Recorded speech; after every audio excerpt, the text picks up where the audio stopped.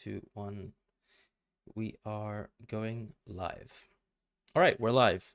Welcome back, everyone, to the FPL Script. This is Season 2, Episode 25. We did skip Game Week 23, but that was actually a relatively routine game week, and now we're sort of at the landing spot of the week before one of our bigger double game weeks this season, mostly because we're heavily invested into these double game weeks, and of course we had the news of Double Gaming 28 being announced today. I'm your co-host, FPL Fran. You'll find me on platforms looking for the same name. Sometimes I've got 1 underscore, sometimes I got 2. I'm with my co-host JD, or Schadenfreudist with a 1. We are looking today at really previewing just Game Week 24, but more so the sort of wider chip strategy now that we have a bit more information from also the Aston Villa match versus Chelsea culminating. And if we just quickly go through a review of last week, I know it's a bit boring. Yeah, I mean, I was very fortunate. I decided to go Palmer captaincy in the end. As you can see, the vice captain was on Watkins. Initially, I was going to captain Watkins, but by the deadline, I saw that Palmer on 90 minutes had more expected value than Watkins on the massive data model, and he was quite clear on the odds model. So I decided to go with the Palmer captaincy. Obviously, that didn't turn out so well, but I had a lot of very fortunate variants. Otherwise, Darwin, for example, even coming in for my team, actually sort of dodged the -1 from Gabriel, and amongst other things, even the trend, for example, 59-minute substitution, similar sort of impacts there. And of course, Foden, Richarlison mostly carried my game week, but it was pretty boring. How was your game week? Yeah, hi everyone. So welcome back to episode 25. Mine was bad. So as you can see, I went from inside the top 5k to around 9k. This is not great. Also, I think not transferring out Salah has finally come home to roost in a sense because I've been sort of I was always a little at a disadvantage compared to everyone else because everyone else moved on pretty quickly from Son and Salah. Most of them. Some of them still own Jungmin Son, and that actually could prove to be beneficial to them next week or even the week after that. But for me, I think holding Salah has cost me this week because I didn't have Richarlison. I could not have anyone else in that case. Also, I sort of misread the Eze thing. I knew that he would most likely be out, but I was still hoping that Roy would sort of recklessly play him, which is not a good thing to hope for, I guess, from a player perspective. But also, I just gambled on it, which was a bad gamble. It did not pay off. I guess the only MD win for me this week was playing Livramento over Pinnock because I had checked before the deadline and Livramento at 30 minutes had higher MD than Pinnock at 90 minutes. Wow. Okay. So I just took a gamble and it sort of paid off. I think Livramento played, I think 30 minutes. So that's the only win I had. And of course, Foden sort of saved the week because before his hat trick, I think I was 14,000 or something. So yeah, Holland and De Bruyne are not going big, and Foden coming in clutch. I think Raya was on, not Raya, sorry, Flecken was on one of those things where he was only letting in goals scored by Phil Foden because he literally saved everything else that was coming his way. So got lucky in that sense. And Gabriel, I don't know what you think, but I definitely thought it was an assist when I first viewed it, and I didn't view it again because I just thought this is a clear cut assist, and then I saw that it wasn't given. I've seen many people talk about how the clearance or the attempted clearance nullifies any attempt before that. But it is what it is. I guess I didn't have an option there. So overall, a very bad week. Hopefully, I have two free transfers this week, so hopefully it'll go better. Yeah. That's fair. I mean, I've only got 1 free chance for myself.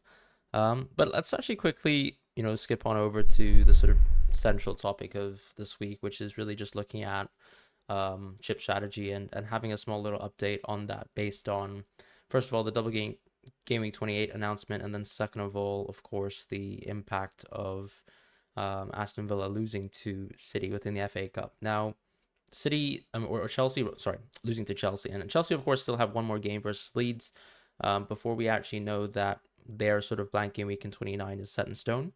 But obviously, we expect that Chelsea will beat Leeds, so that's going to likely lock into place effectively a Chelsea versus Arsenal blank for most FPL managers. And I think a lot of people who've played over the course of the season would probably have accumulated probably 2 to 3 Arsenal players, at least Palmer, if not more, Chelsea players as well. So that's going to have a significant impact on the season. I think even if we're talking, for example, some of the people who wild carded on Game Week 20, very likely as well that you have a Chelsea defender as well. So that's not exactly good. But I think the counter argument to people talk about free at 29, which is why you don't see free at 29 being mentioned here, is that it still is an absolutely awful week in terms of how good the options are outside of the free hit.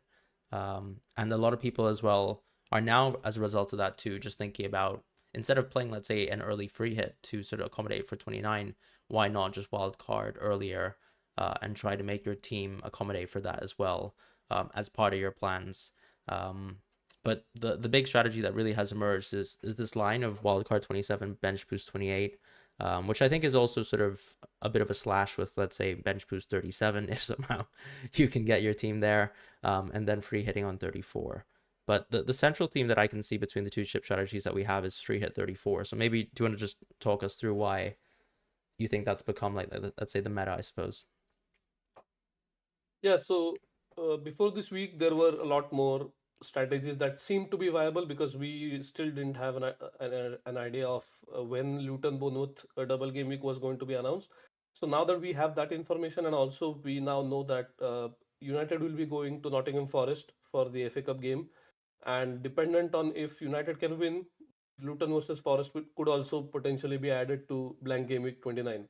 So given all of that, and also as you mentioned that it's quite a terrible week in 29 in general to wild free hit, I think free hit 34 has emerged primarily because you have the FA Cup semi-finals in that same game week, and the teams that will be a part of that semi-final schedule will not be playing in that week. So you are going to end up with a few teams blanking and more than a few teams doubling.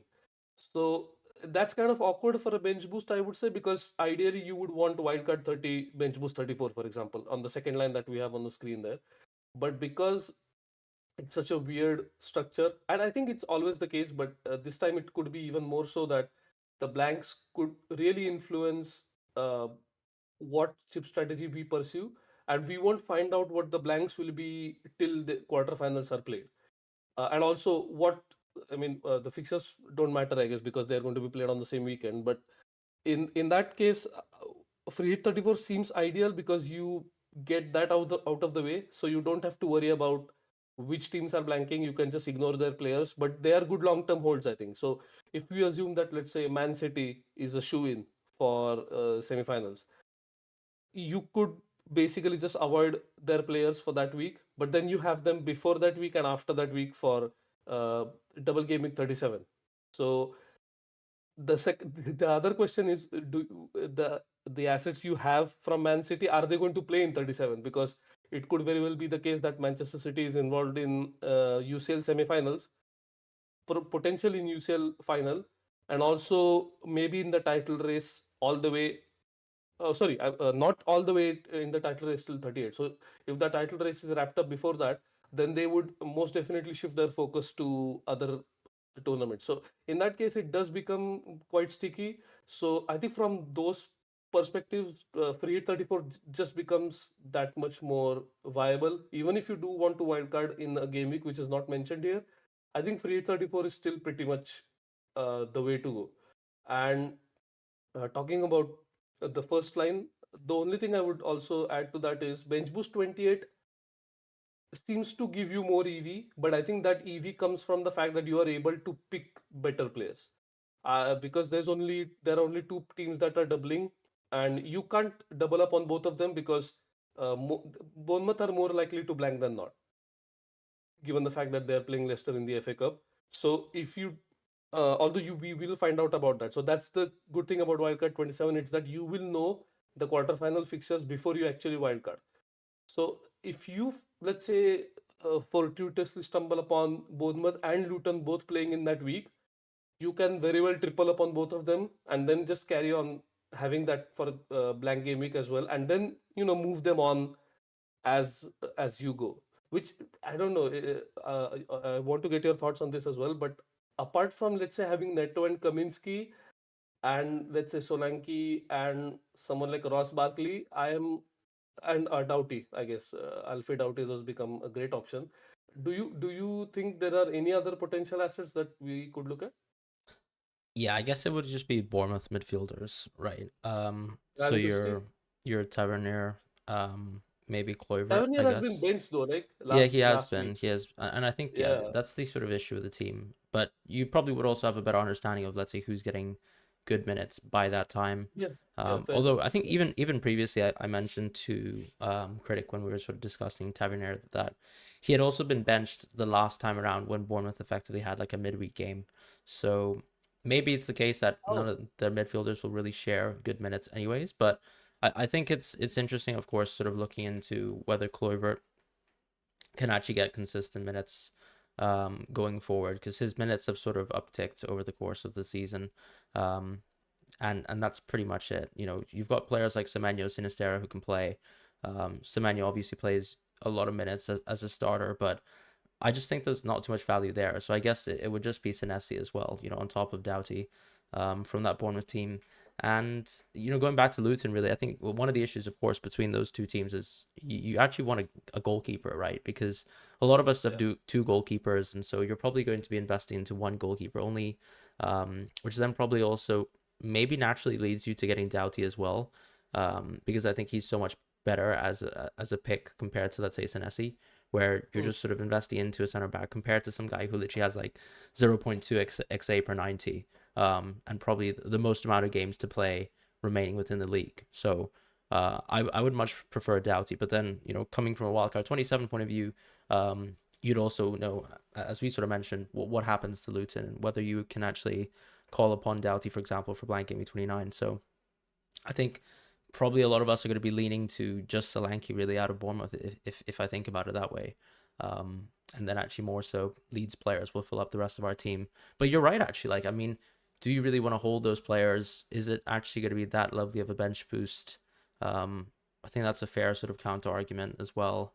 Um, but I think what's nice, of course, is that you can guarantee the minutes most likely for all the players that you pick, which Yeah, is something that you can't necessarily say for, you know, bench boost 37, for example, or let's say even double gaming 25, right? You can't really guarantee that any of the Liverpool attackers right now, I would say, are going to get like 180 minutes, or even 150. So that's actually an interesting sort of thing to think about. And that's why I think there's a lot of guarantees with that bench boost, but of course, you know, the natural ceiling might not be as high, which is okay. Um, I quite like the strategy for people who just think that their teams are in a wreck right now. And I think honestly, like a lot of people's teams are sort of under siege, right? You've got, for example, the constant injury, which is 3 to 4 weeks. That probably lines up with the wildcard 27 anyways, as in he'll be back by then. Um, so maybe it doesn't actually have a Gay huge is injured impact. as well. Yeah, he's injured, but Yeah, I think he'll be back as well. Um, yeah. and you I know think it's how, in 2 weeks. yeah, Yeah, and that's yeah, the thing. So like obviously those players will come back, but then you also have a chance to just reset your squad if things are getting worse and worse. And we have, for example, like Eze, he very well could. I mean, I know he's expected to be back by, let's say, game week 26/27, based on the estimate that we just mm, got from today's yeah, news. But yeah, it's very well that he could just do the same thing where he features 1 minute, then 12, and then suddenly you just realize that you're actually holding a pretty bad pick because you've got no reason to hold on to him. So I think it's nice to sort of look at, for example, blank game week 26 as a bit of a dead end spot as well. That's why I quite like wildcard 27. Because, for example, you could even go into a Wolves player and just yeah, forget about them entirely. And that's actually quite yeah, nice. Or you can go into Tony and forget about him as well. So that's quite nice in terms of wildcard 27 dead ending there. And it also kind of conveniently allows you to skip maybe Solanke's bad game week as well. If let's yeah, say you wanted to just prioritize the short term, because for example, for me, let's say if I'm not wildcarding on 27, I'm sort of forced as a Darwin owner to go Darwin to Solanke in gaming 26. Gaming 26 is a matchup man, where he yeah, faces Man yeah, City, so it does yeah, make sense, for example, to maximize a little bit of short term, get some value there, and sort of navigate 25, 26 a little bit better than you naturally would have, and then move on from there. But once again, it just comes back to, you know, is that ceiling there? Is it good enough as well? Um, I've seen some people solve saying that they're sort of looking at maybe an expected value of 10 or free at 34. Is that good enough?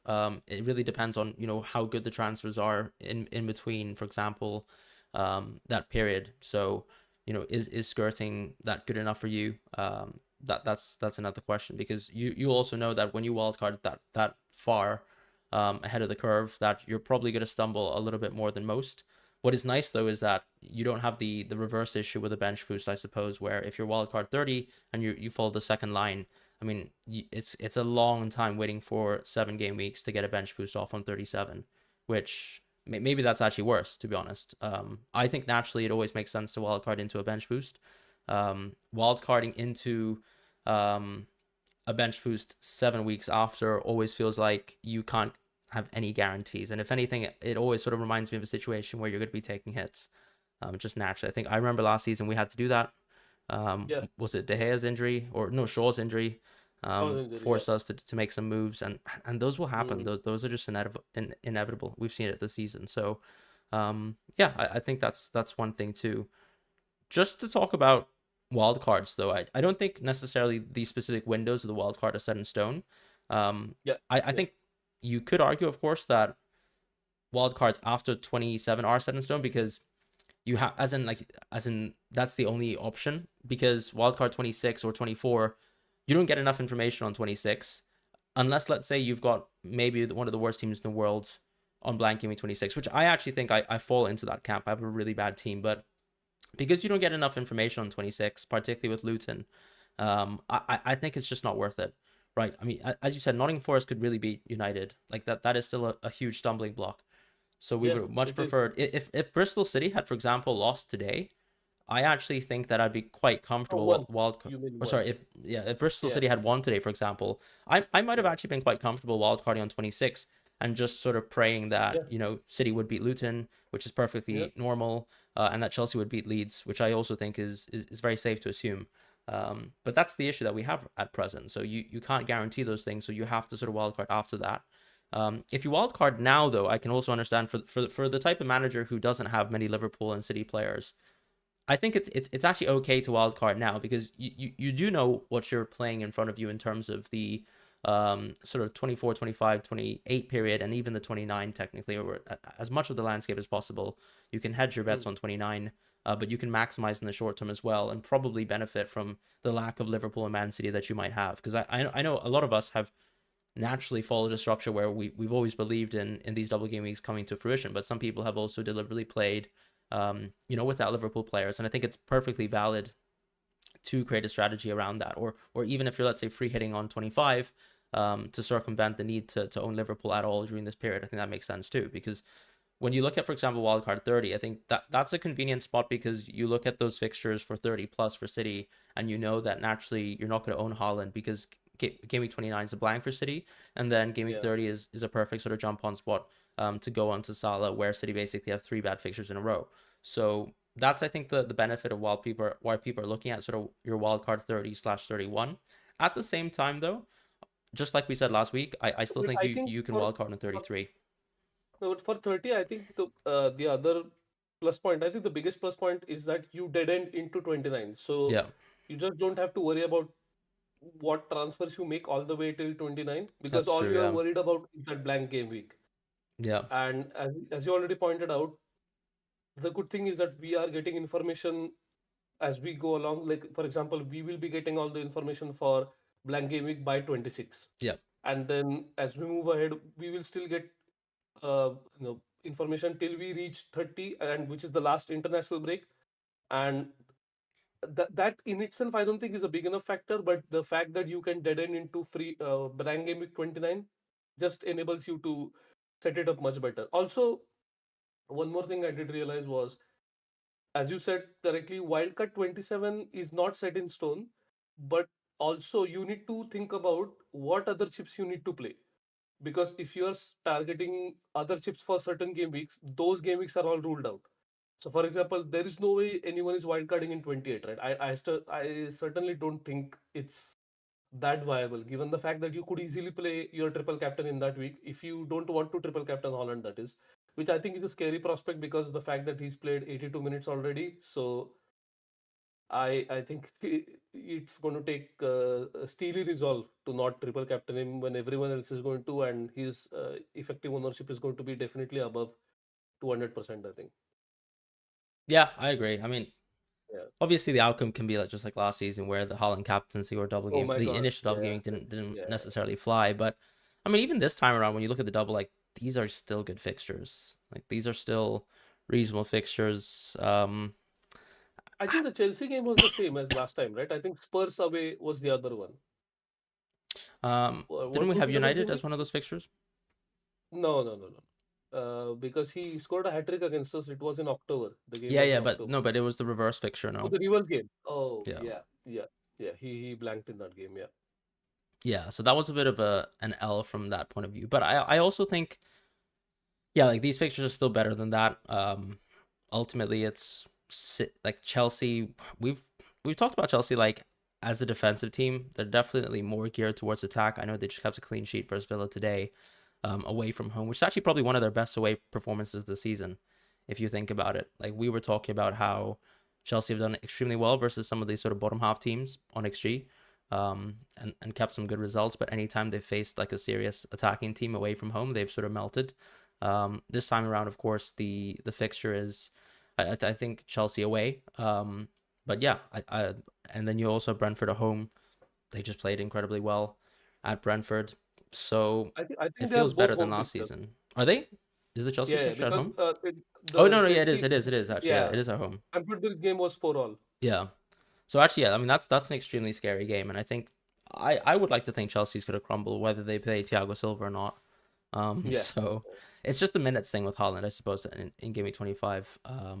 But even at 75 minutes, I believe he's actually better than, for example, Solanke on triple captain. So I think that's a safe guarantee that you can get maybe 90 minutes out of Holland from one of those games, and I think that's for me that would be enough if I think that he's going to start both, and I think it's very likely. I Um, forgot to mention in my review about Solanke captaincy because I already wanted to forget about it, but that has scarred me. I don't think I will be triple captaining Solanke anytime I soon. see. That's yeah. Well, That well. I'm kidding. It's Yeah. always nice for me when I see some pretty poor Bournemouth results because I know Fulham also completely choked the game versus Yeah. Burnley. So that was interesting, and we'll have Yeah. to see how things unfold for both teams going forwards.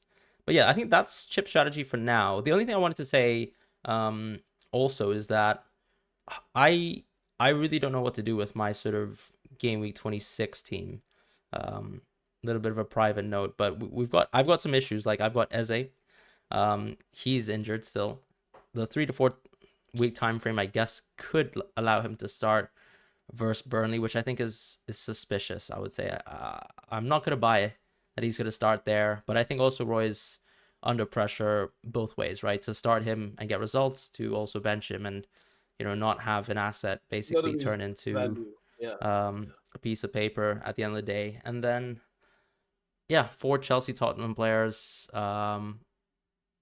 any investment into Luton players this week or Liverpool players Oh, is going to uh, hamstring my team for Gaming 26 as well. So okay, so I forgot to mention this one thing.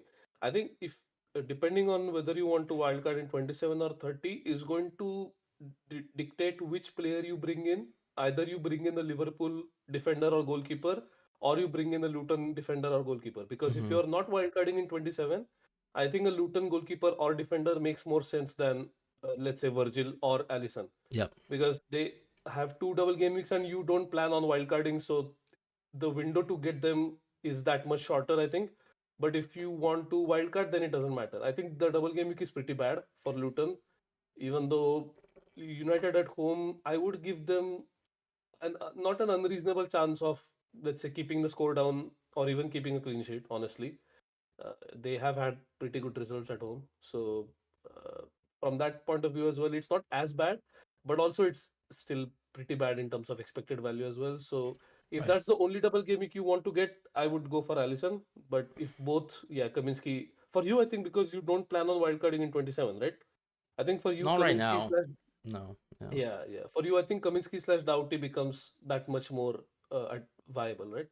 Yeah, it does, and they are sort of within my top line, but I also have like Eze to Luis Diaz, which is a bit suspicious. Obviously, depending on Same here. Salah Yeah, news, it might actually be a yeah. transfer that I do if, let's say, Salah feels like if Salah's only going to come back for Game Week 26, I might actually just jump onto that because that's a lot of immediate EV that I can grab. Oh, Um, 25, right? yeah, yeah, exactly. Yeah, yeah. But I could also do that move on Gameweek 24, which would just mean that I bench Palmer, which I'm not so sure about. So that's something I could look into, or I could just go moves like Pedro Porro to Virgil van Dijk, or maybe let's say Areola to Allison Becker. If let's say I was following a wildcard 27 path, Hmm. those are Yeah. the kind of Yeah. moves I can pursue.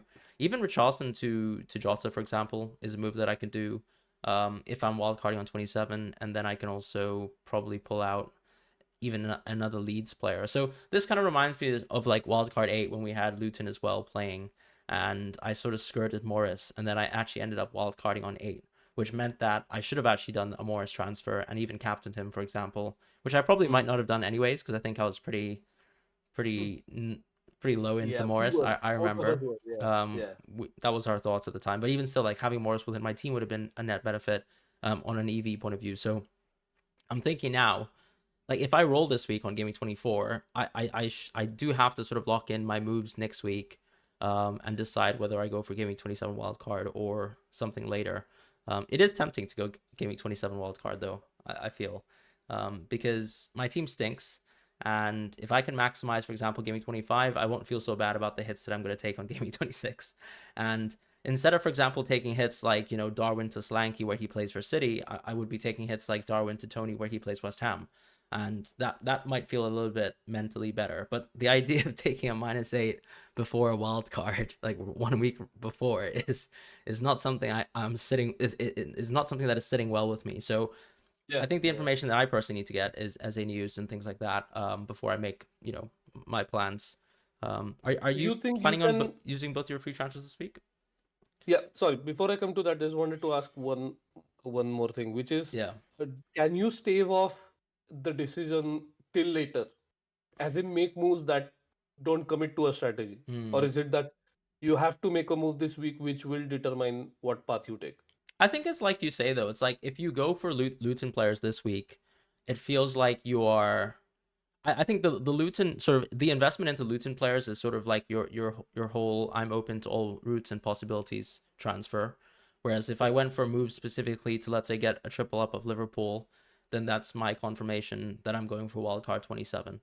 Yeah. Um, but so I probably what I need to do obviously is run solves after we get a bit of information on Salah and Eze respectively, and then I can make my decision from there because I think it's a lot easier to sort of map out the minutes of the Liverpool attackers, and then also map out the minutes of Eze and understand how much benefit I can actually get from doing an earlier dead end into wildcard 27, and then I can do my solves this week, comparing wildcard 27 and wildcard 30 fairly. Because I think the biggest impact that I have now is because I have Eze and he's sort of projected to be out for longer.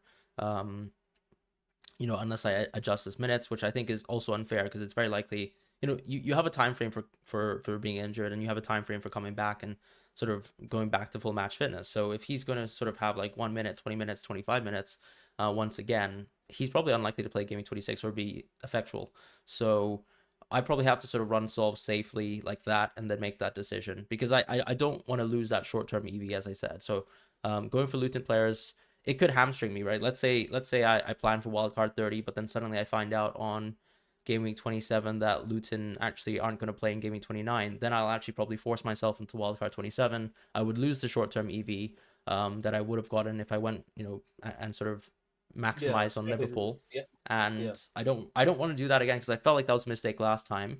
And it's not something I want to sort of repeat again, basically.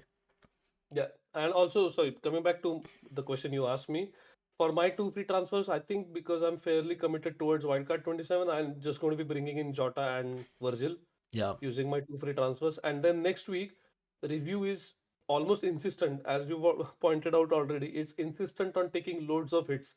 So review asks How me to many take hits a hit in actually? 25 Yeah. and 26, one each. So two Ooh, hits in okay. total. So okay. Actually, that's Yeah, pretty similar to what I would be. I'll definitely run yeah. some souls for wildcard 27, and I'll have to think about it because it is tempting right now thinking about it. Like you are right, the Luton double on 25 is not extravagant, and of course like if we're investing into Luton players, we're most likely going for their defenders, and so Mm. like the situation where Doughty gets points and my Liverpool attackers don't Oh my God. doesn't feel very that doesn't sit right with my head. I do like the idea where because we're dead ending anyways, like we're hedging into a situation. I rather bank into, Liverpool going all out versus Luton, or even Yeah, United doing well, so that I can kind of play against the field like that versus all the Luton picks. And then I'd feel a little bit better going into Luton for 28, where I'm not so fussed about my cheapest players on the team hedging versus each other within, let's say, yeah, yeah. Solanke, who I'm happy keeping anyways, versus a Doughty who's basically bench fodder after 28. So that's sort of like where I'm sitting mentally with it. Like I don't want I'm so glad you said that, by the way, because I'm the one who always obsesses over my players outcomes. not Yeah. playing each other and no double jeopardy. Yeah, yeah, no, So I get I'm that. so glad you said that. I think we can move on to the next segment. I think it's captaincy, right? Absolutely. So this is the last segment, as per usual. Yeah. Captaincy is pretty determined by obviously the fixtures and the players. Haaland being back and getting really good minutes for Brentford, 86 last time round. I think the question mark, of course, is just going to be, he is coming back. He's just sort of freshly come back. Probably played a lot more minutes than we expected versus Brentford, so that's a positive. But then the negative, I suppose, is how are City going to manage minutes heading towards the Copenhagen game, and whether that has impacts on, let's say, whether Haaland's benched potentially, which I think is unlikely, versus maybe if he gets benched earlier within the game at like 60, 75 minutes, that sort of thing. Um, what do you think about Haaland's minutes right now? Just starting with him. I think his minutes are pretty much, let's say, based on depending on the Champions League. So I think the Hmm. good thing is we will get to see him play against Everton Yeah, and the Champions League game, and based on that, we can conclude if he is a good enough triple captaincy option. Because true. Yeah. as of this moment, given the fact that he played 82 minutes against Brentford, I definitely think his average minutes are going to be closer to that. He might not play 90 in both games, so it could be easily, let's say, 90 in one and around 70 in the other, something like that.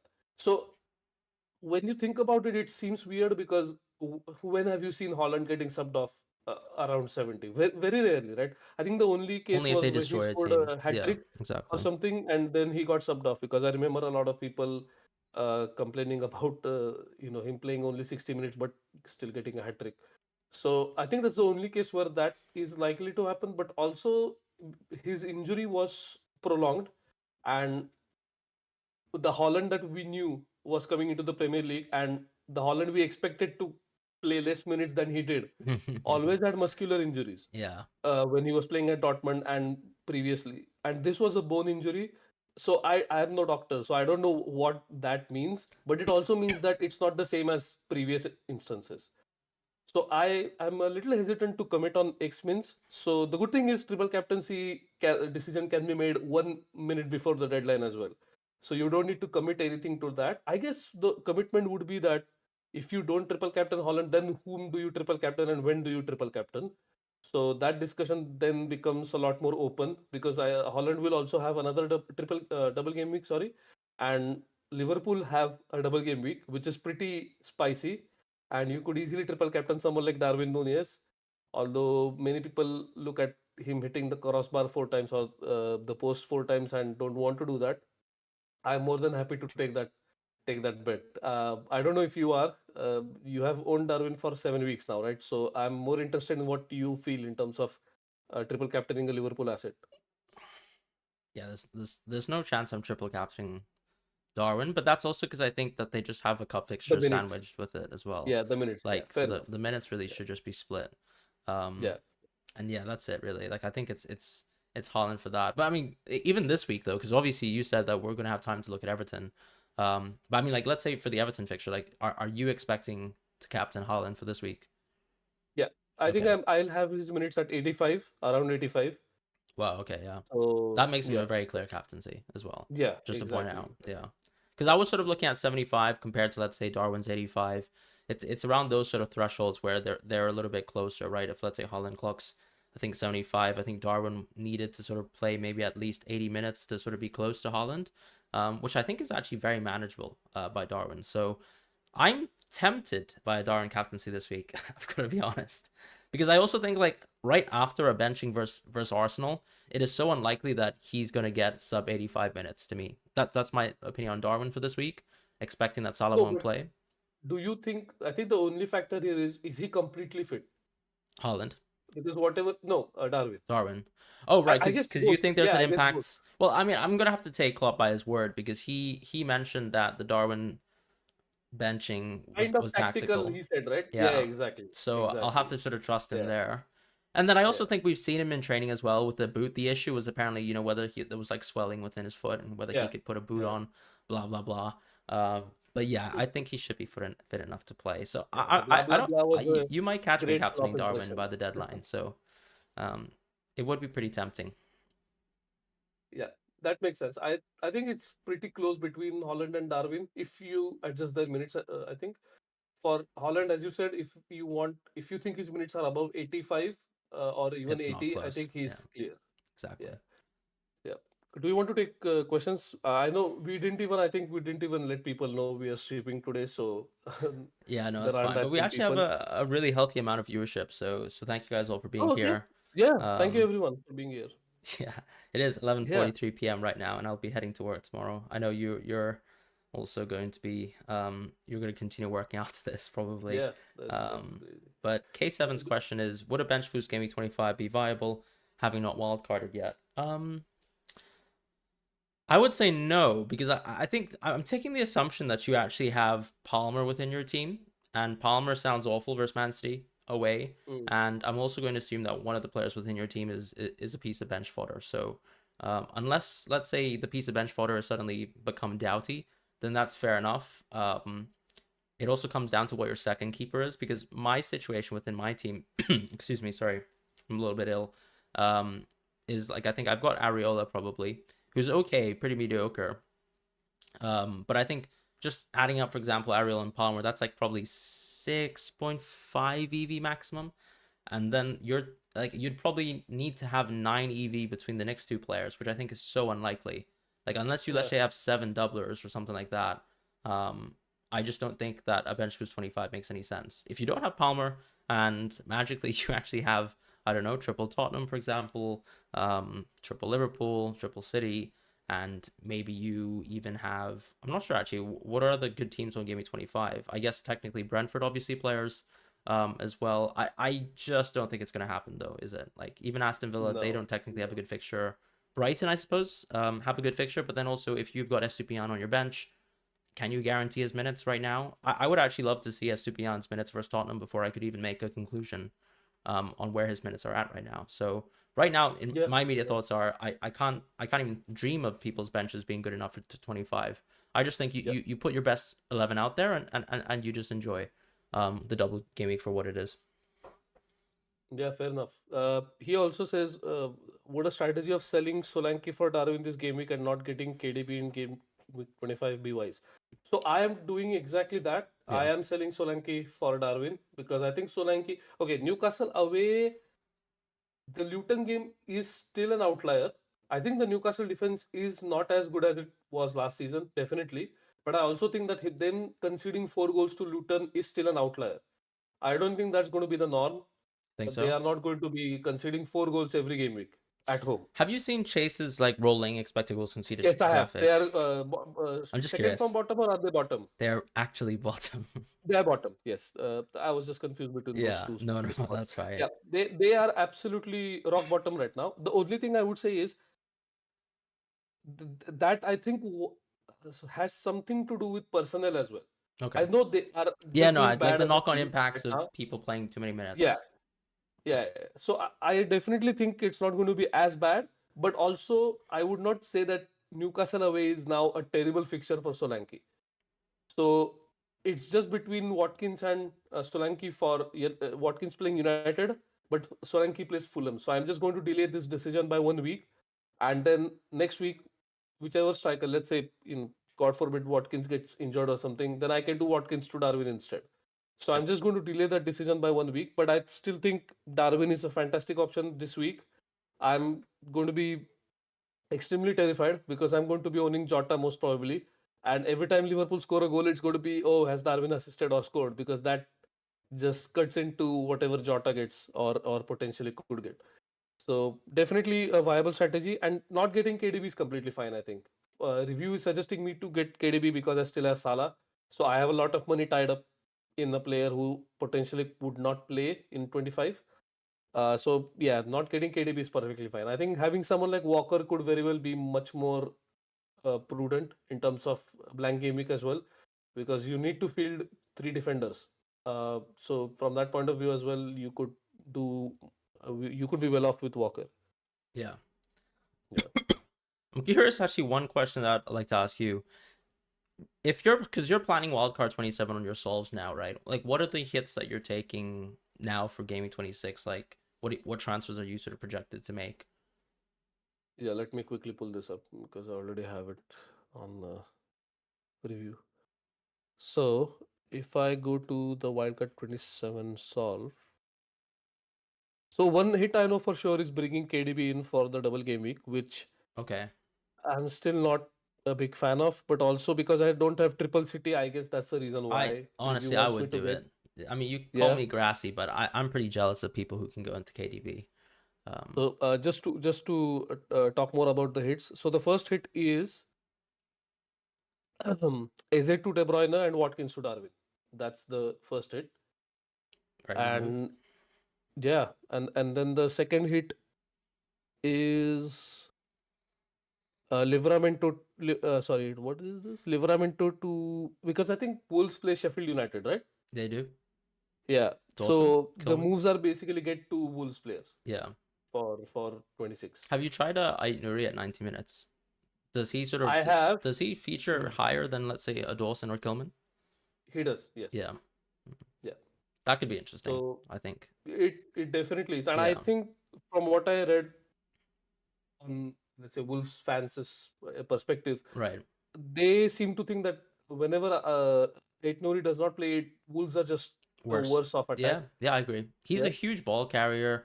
For in the Yeah. Chelsea game, I was like, who's this guy in the box all the time? Yeah. Obviously, I Yeah. knew I knew it was Ait Nuri, but just the rhetorical question, like of Yes. looking Yes. at how Yes. involved he was. Yeah. Another thing I'd like to mention too is actually because the two good fixtures on that week that you probably wouldn't necessarily usually be investing into is, a very, very good Wolves fixture. And given United's season so far, a good United's good United fixture as well. I think it's so interesting that the free hit 34 template will incorporate both Wolves and United players. So actually, the strategy of dead ending on game week 26 to invest into Wolves and United players actually goes really well with who you're planning to exclude from your team naturally anyways on free hit 34. And I Oh. really like that from a sort of planning point of view. So I am pretty tempted about wildcard 27. It's just I do need to get over this mental hurdle that I've been talking about taking a -8 before a wild Yeah. card. It's just Yeah. Yeah. Yeah. something I'll have to just mentally get over. But yeah, I can totally see myself if, let's say, I was going for wildcard 27, I can see myself going for Huang, Yeah. Kunha, and Fernandes, probably. Maybe Fernandes or Garnacho, who knows? I think it would be a bit grassy of me to go Garnacho when I have the choice of Fernandes. But yeah, I think I find it so interesting that those are the players that you actually want to be free hitting for 34 as well. Oh, I was thrown off by your correct pronunciation of Kuna, because everyone seems to think that every single Latin name has the nya, the kunya. Everyone Yeah. says kunya, and it's just so frustrating. But yeah, yeah, Uh, I think Wolves players are about to become more relevant for they everyone's are. teams. It feels like it because they are Yeah, still. I mean, what do you think about it from? Cause I don't know, like team models. I'm sure are reflecting of them being a good attacking team, but they still actually aren't that high up in terms of XG, despite some of the good sort of one-off results this season on attack. Like, where do you think? What do you think about them generally as a team and where they're sitting right now? I definitely think that their minutes are much better in terms of, we know who is going to That's start true. every Actually, single you week kind now. of just know the front three, which is like a Exactly. beautiful thing. Yeah. Yes, yeah. Because when the season started, we did not even know that Cunha was going to stay at Wolves or not. Mm, There were a lot of uncertainties in the team, and also Neto played, got injured, is now back fit again. Which, with Eze and Neto, I am just so fearful every time they play, because I just know that there is an injury lurking around the corner. I'm sorry, but it's just how it is. They are really injury prone. I think because it's something to do with them being explosive as well, right? That has a lot to do with some people bodies not being able to handle that kind of explosiveness. So I really feel bad for them, but also it just makes them that much worse in terms of FPL options. So because Wang is back, I don't even need to think about Pedro Neto now, because I True. was so worried that I would need to look at Pedro Neto as a transfer. But now Hmm. that I'm wildcarding in 27 as well, I think that just eliminates all of that discussion.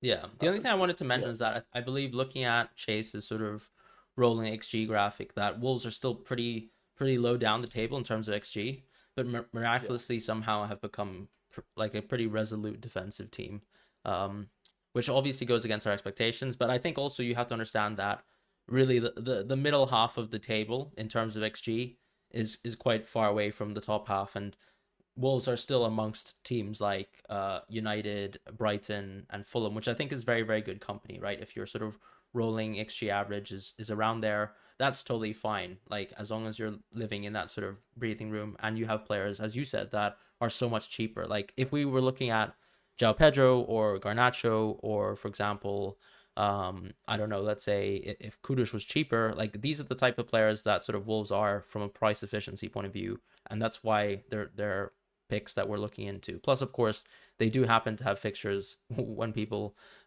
actually struggle to have good players on. So Gameweek 26. But yeah, I think Wolves are definitely a team that's worth considering. And I probably, if I'm set on wildcard 27 by the end of next week, which means obviously I'll be rolling this week, I might just be there. So that will be fun. yeah. And I think it's worthwhile maybe talking, like we can maybe show Chase's Yeah, XG yeah, graphics this week, and we can talk more about teams we feel are maybe people, maybe models are catching up, and we can see that there is could be a potential trend. yeah, Obviously, I still think that models are much better than human beings at capturing all of this, but we could at least postulate about some things that could come to fruition. So there's that. Yeah, I think that's the end of this impromptu stream, I guess. uh, Thank you everyone for joining us. As Fran said, we are surprised by how many people were able to join us. So thank you very much. yeah. Thank you guys so Just, much. Please yeah, subscribe if you haven't please already, subscribe. and thanks again Yeah, for joining us so late in the evening. And if you're watching this tomorrow, thank you again. yeah. Have a good one, everyone.